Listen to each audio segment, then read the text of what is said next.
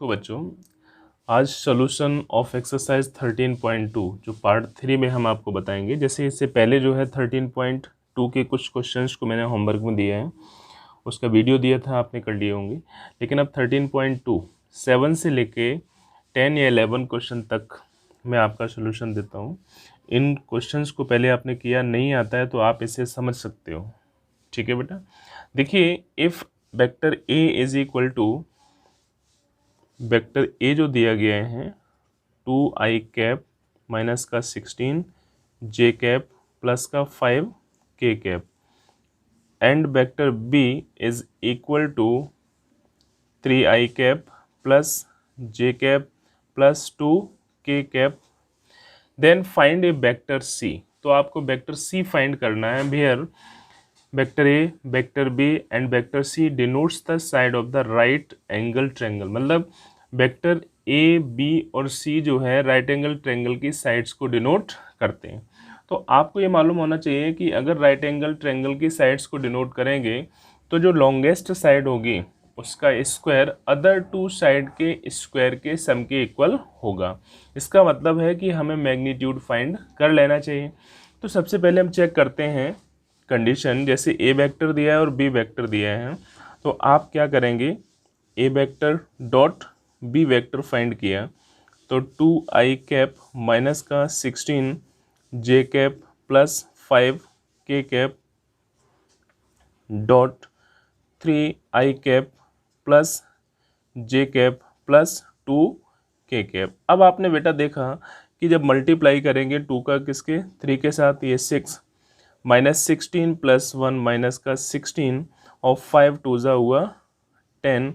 इसका मतलब है 6 plus 10 16, 16 minus 16 is equal to 0।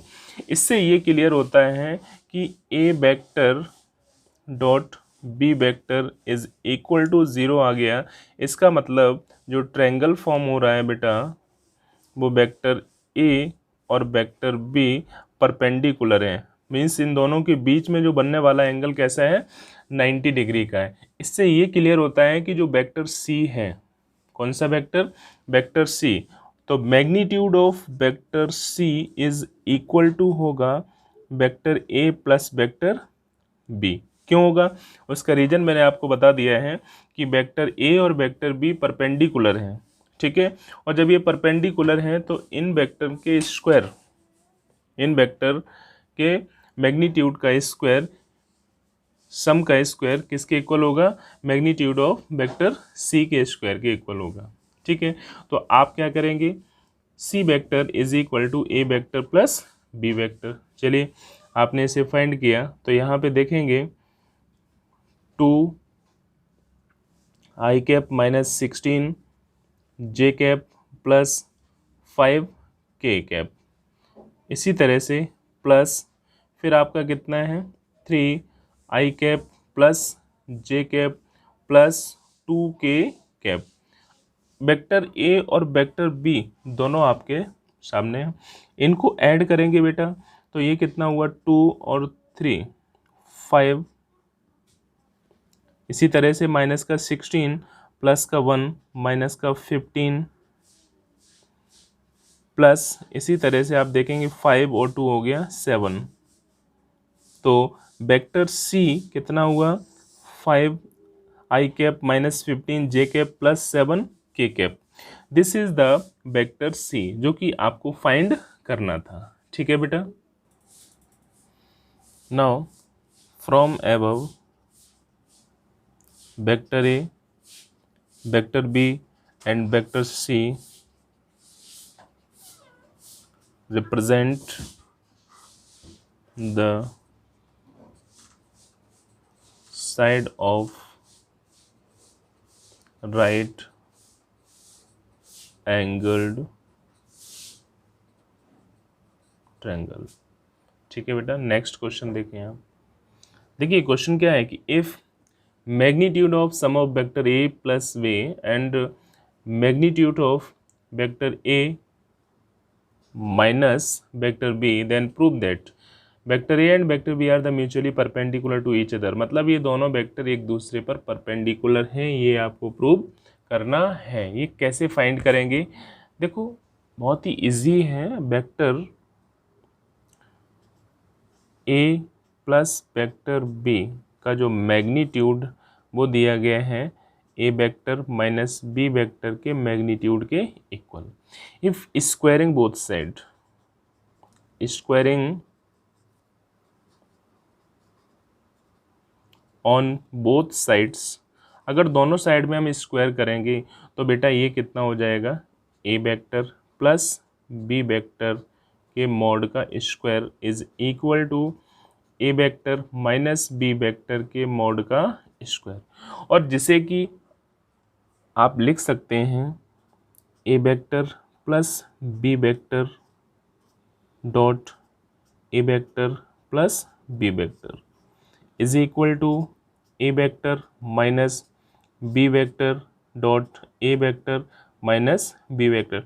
अब आप सोच रहे होंगे कि ये कैसे आ गया, तो इसके लिए आप बिल्कुल परेशान ना हो। आप देखें, मैं बताऊंगा आपको कैसे आ गया। सपोज जैसे यहाँ पर देखिए ए वेक्टर डॉट ए वेक्टर है, इसे आप क्या लिखेंगे, ए वेक्टर का मॉड, ए वेक्टर का मॉड कॉस थीटा। और जब दो वेक्टर सेम हैं तो इनके बीच बनने वाला जो एंगल है वो क्या होगा, ज़ीरो, और कॉस जीरो की वैल्यू क्या होती है, 1। तो ये हो जाएगा ए वेक्टर के मॉड का स्क्वायर। इसका मतलब इसको हम ये लिख सकते हैं सेम एज ए, इसको भी ये लिखा जा सकता है।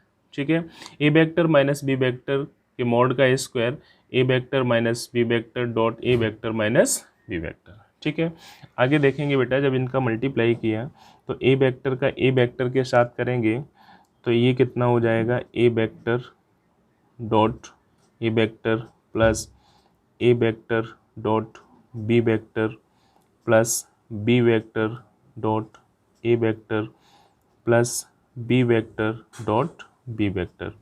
ए का ए के साथ, ए का बी के साथ, बी का ए के साथ, बी का बी के साथ is equal to same as A vector dot A vector plus minus लगाएंगे A vector dot B vector same as A minus B vector minus A vector, minus minus हो गया plus B vector dot B vector. अब आप देखो यहाँ पर A vector dot A vector को हम क्या लिखेंगे, मॉड ऑफ ए वेक्टर का स्क्वायर प्लस यहाँ पर A vector dot B vector plus B vector dot A vector dot B vector is equal to B vector dot A vector लिखा जा सकता है।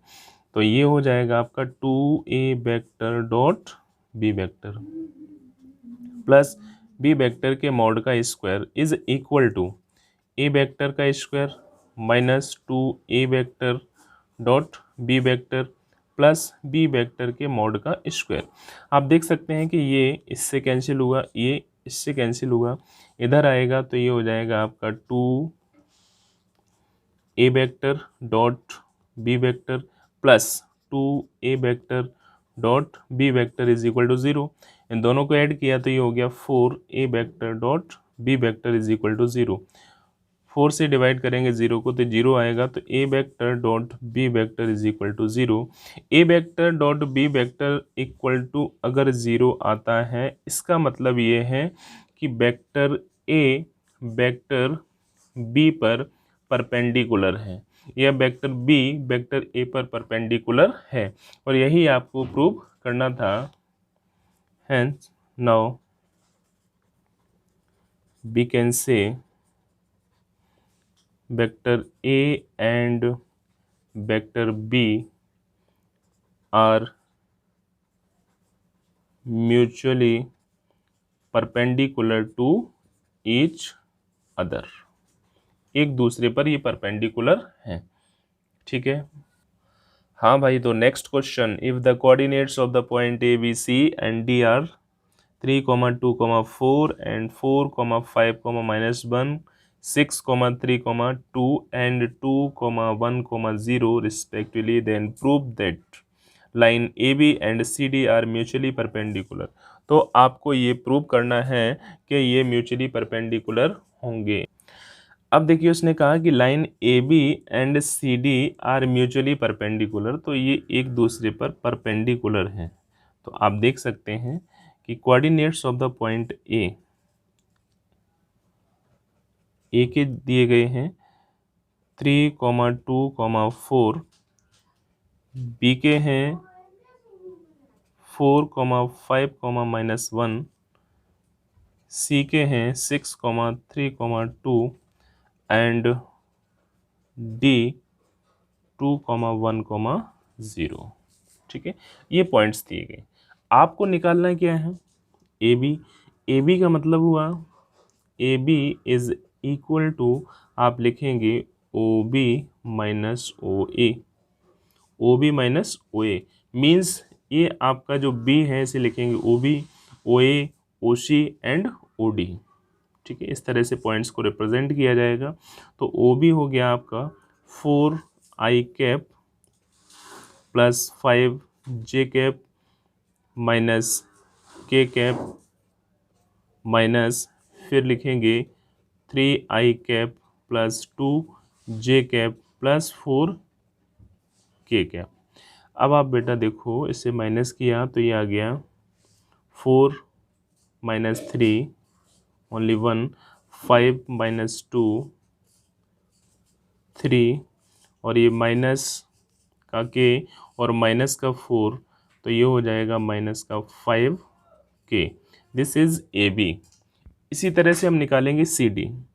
तो जब सी डी फाइंड किया तो C D is equal to, यहाँ लिख दीजिए, सी डी फाइंड करेंगे तो C D O D minus O C find कर लीजिए। ओ डी ये हो जाएगा बेटा आपका 2i plus j plus 0k minus, फिर सी आपका होगा 6i प्लस 3j प्लस का 2k। चलिए माइनस करते हैं इसको। तो 2 में से 6 माइनस का 4i, j माइनस 3 माइनस का 2j, और 0 माइनस का 2 तो माइनस का 2k। ठीक है, ये आपका सी डी आ गया। अप साइड आपका ए बी है। आपको निकालना है कि दे आर म्यूचुअली परपेंडिकुलर, और आपको मालूम है if A B dot C D, A B and C D are mutually perpendicular, then A B dot C D is equal to 0 होना चाहिए। तो हम चेक कर लेते हैं कि A B vector dot C D vector. चलिए value रखते हैं, i प्लस 3j माइनस का 5k डॉट, उसी तरह से माइनस का 4i माइनस का 2j माइनस का 2k। चलिए इसका इसमें किया तो माइनस का 4, इसका इसके साथ करेंगे तो ये हो गया आपका माइनस का 3 2 जा 6, और ये माइनस और माइनस हो गया प्लस 5 2 जा 10। तो minus 10 plus 10 is equal to 0 and A B vector dot C D vector is equal to 0। और ये कंडीशन तभी होती है when they are mutually perpendicular. तो हम कह सकते हैं कि A B vector and C D vector are mutually perpendicular. Okay बेटा, next question. For any vector a vector, prove that vector a is equal to a vector dot I into j I plus a vector dot j vector into j plus a vector dot k into k। अब आपको prove करना है कि a vector is equal to इतना होता है। इसके लिए आपको क्या करना पड़ेगा? सबसे पहले आपने क्या किया, a vector is equal to a vector dot I into I plus a vector dot j vector into j plus a vector dot k vector into k।